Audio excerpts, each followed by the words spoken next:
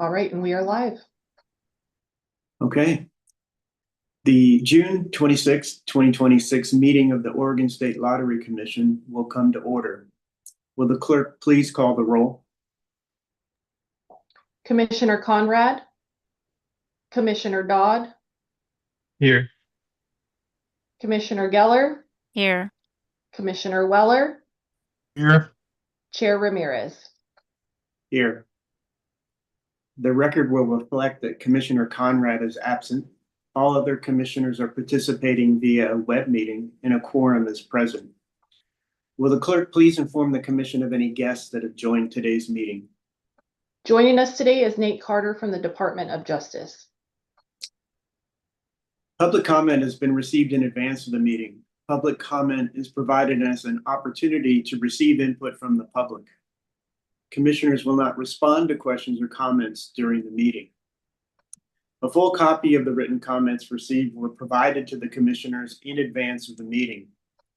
Will the clerk please share any comments received that meet the guidelines outlined on the lottery's website?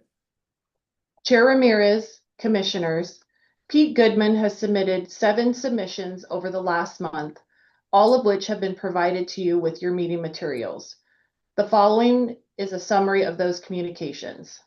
Goodman raises extensive allegations regarding the Oregon Lottery's governance, financial transparency, and operational practices, asserting that required public reporting on revenues, expenses, contracts, and bond activity is incomplete or misleading, particularly regarding large payments to vendors such as IGT and associated revenue sharing agreements.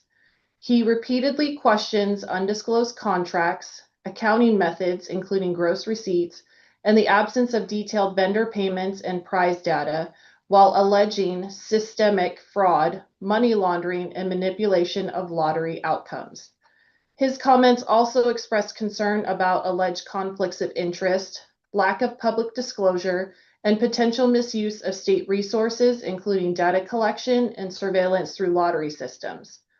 Across submissions, he characterizes the lottery as operating without adequate oversight or transparency, cites specific examples such as retailer arrangements and business transactions, and calls for investigations, public disclosure, and corrective action.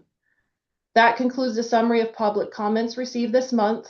Full copies of the public comment submissions may be requested via a public records request on the lottery's website. Thank you. Now let's move on to the director's report. Thank you. Good morning, Chair Ramirez and Commissioners. For the record, I am Ty Calantrello, Deputy Director and Strategy Officer, and today I'm filling in for Director Wells. I will cover a few updates followed by monthly sales highlights and winner stories, and I also want to note your packet includes the draft May financial statements. This month, we launched the Discover Oregon State Park Scratch It, offered in 3 colors. The artwork features Oregon's diverse state parks and is available at our retailers now. The $5 tickets have a top prize of $40,000. Over 8 months, Oregon's game Megabucks grew to an $11.1 million jackpot. On April 13th, 2 tickets matched all 6 numbers. This month, we celebrated with U.S. Market 180 in Albany, a retailer since 2007, who is one of the 2 stores that sold a winning ticket. It was the first jackpot win for the co-owners Rupinder Kaur and Perveen Sidhu, who earned a bonus of $56,000. The owners plan to use the bonus for upgrades. The other winning ticket was sold at the 7-Eleven store on Southwest Capitol Highway in Portland, and they received the same bonus. Moving on to monthly sales update. Total lottery sales have shown steady year-over-year growth, up more than $64 million or 4% compared to last year, driven by strong performance in key product categories. Traditional products have led gains with a combined 12% increase, while video lottery, our largest product line, has grown modestly at 1%. Fiscal 2026 growth has been significantly influenced by large jackpot events, with Powerball surging 89% and Megabucks up nearly 30%. Several products have experienced slight declines, including Scratch Its, 0.3%, Keno, -0.2%, Mega Millions, -2%, indicating mixed performance across the portfolio. Overall, the results reflect a balanced year with notable momentum from jackpot-driven products and steady baseline contributions from core games, supplemented by a 6% increase in sports betting turnover. And I'll conclude with a few winter stories. After a day of golfing, Tom L. of Cook, Washington, grabbed a drink with his girlfriend at the red carpet in Hood River. Within the first few minutes of playing Big City Five's diamond, he hit all the diamonds to win $19,713.95.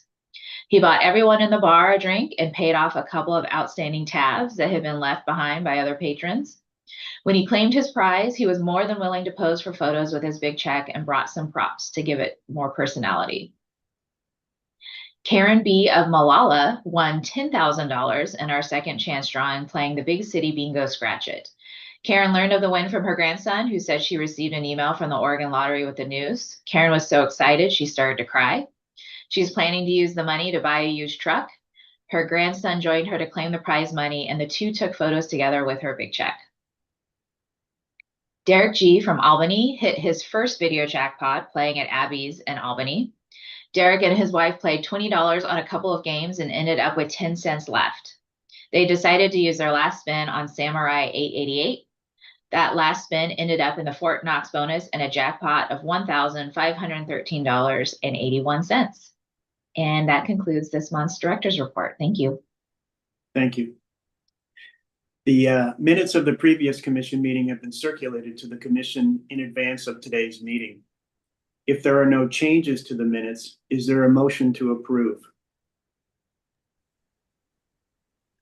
I move the minutes of the Oregon State Lottery Commission meeting held on May 29th, 2026 be approved as final as presented today. Do I hear a second? I'll second. Will the clerk please call the roll? Commissioner Dodd, Aye. Commissioner Geller, Aye. Commissioner Weller, Aye. Chair Ramirez. Aye. For the record, the motion has passed. Now let's move on to rulemaking with Chris Scarrow. Thank you, Chair Ramirez, Commissioners, Deputy Director Calandrello. Good morning.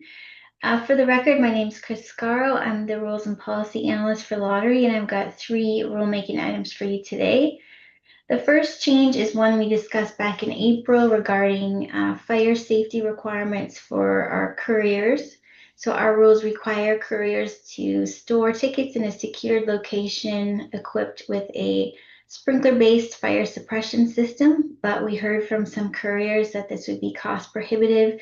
So the amendment we proposed in April would allow them to use any system they choose as long as it meets nationally recognized fire safety standards. So we have completed the rulemaking process, including opportunity for public comment, but we did not receive any comments for you to consider today. Director Wells has reviewed the rule and recommends the commission adopt the amendment as presented today to be effective on July 1st. So happy to talk about this more. Otherwise, you'll have a motion in your materials when you're ready. Any questions, comments from the commission? Okay. Is there a motion to adopt the proposed amendment?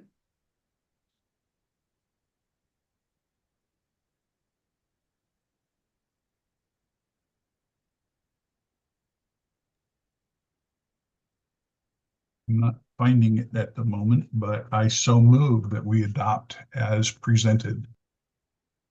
Thank you. Do I hear a second? I'll second that. All right. Will the clerk please call the roll? Commissioner Dodd, Aye. Commissioner Geller, Aye. Commissioner Weller, Aye. Chair Ramirez. Aye. For the record, the motion has passed. All right, thank you. 2 more rules for you briefly. So the other change would allow retailers to pay prizes by money order. So for background on this, retailers are generally required to redeem winning tickets for players. So if you, for example, buy a ticket at a grocery store and you win a small prize, you can claim it there. at the store. We do have some retailers who have limited their prize payment hours, and this is due in part to security concerns about having cash on hand, especially after hours. So this is just a small change to give them an additional payment option that is cashless and perhaps more secure. And retailers who choose to use it may be able to expand their payment hours. We plan to share this out with retailers next week and then give them some time to give us feedback, and then we'd be back with you on this in August. And then the last change is to exclude food truck operators from the definition of key person. So under our current rules, any business that contracts with a retailer to provide food service is considered a key person, which subjects them to disclosure and background review requirements. And as currently written, this would include an off-site mobile food provider, even though typically they're not going to have much interaction or control over the retailer's business operations or finances. So our compliance staff recommend excluding them as a key person going forward. So again, with this one, we'll send it out for public comments and then report back to you on it in August. So if you have questions on either of those, happy to answer them. Otherwise, that's all I had for you this month.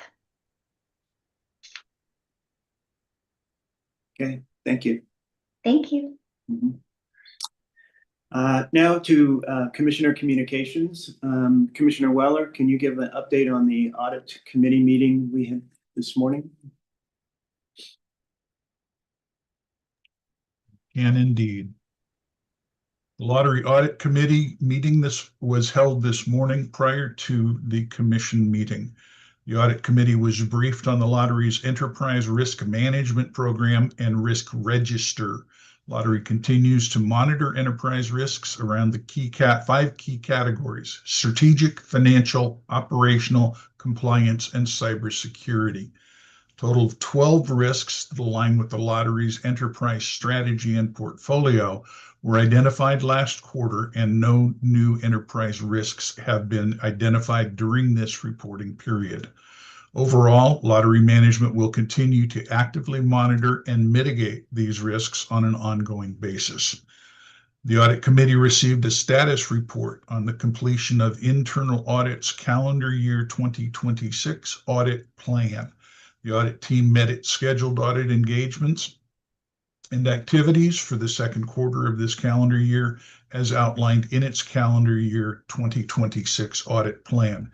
However, due to a recent staff vacancy that has not been filled at this time, the audit team expects that one audit engagement scheduled to begin in August will be postponed until later this year or early next year.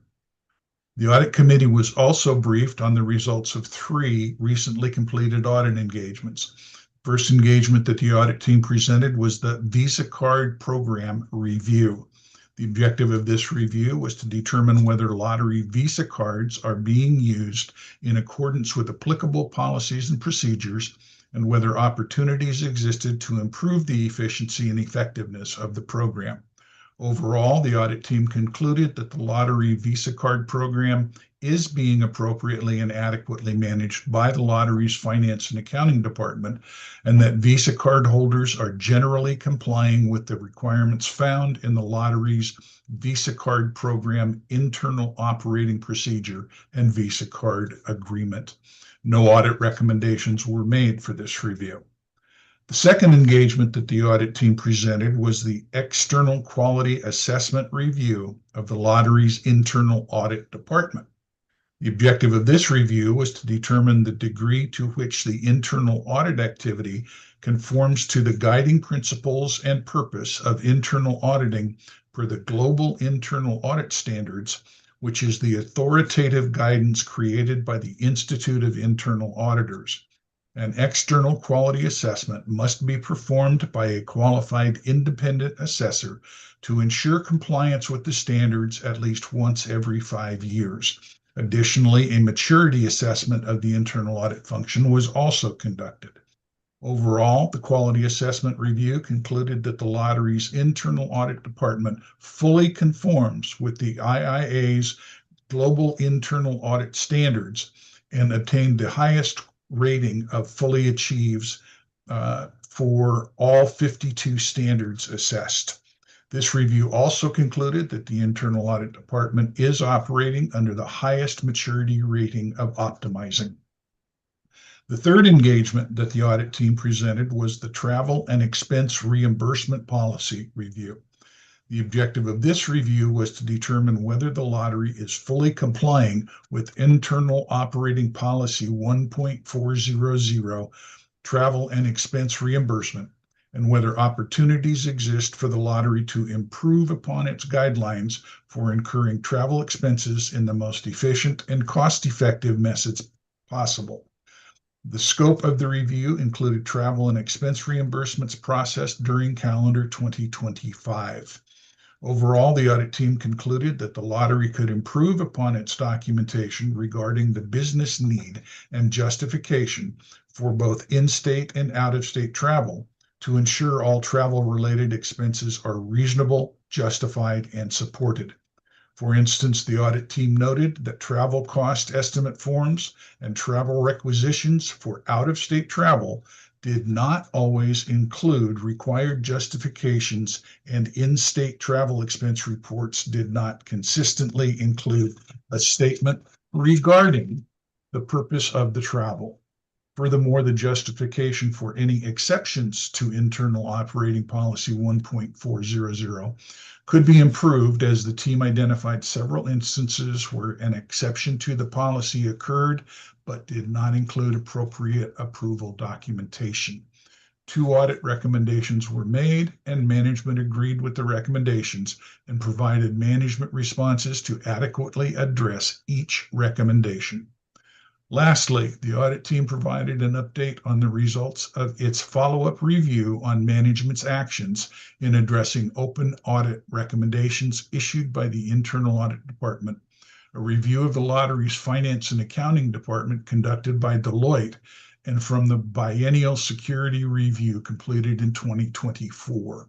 A total of 113 open recommendations were followed up on during this reporting period, which consisted of 88 biennial security review recommendations, 5 Deloitte recommendations, and 20 recommendations from Internal Audit Department engagements. Overall, Internal Audit reported that management has taken corrective actions to fully address and close 52 recommendations, is nearly complete on resolving 40 additional recommendations, and making progress in satisfying 21 other open recommendations. Of note, the Internal Audit team commended the Finance and Accounting Department for taking corrective actions to fully resolve all recommendations that remained open from the Deloitte review. Lottery has also made significant progress in addressing all high-risk findings from the 2024 biennial security review. This concludes my audit committee update. Thank you. Thank you, Commissioner Weller. Are there any other commissioner communications or other business?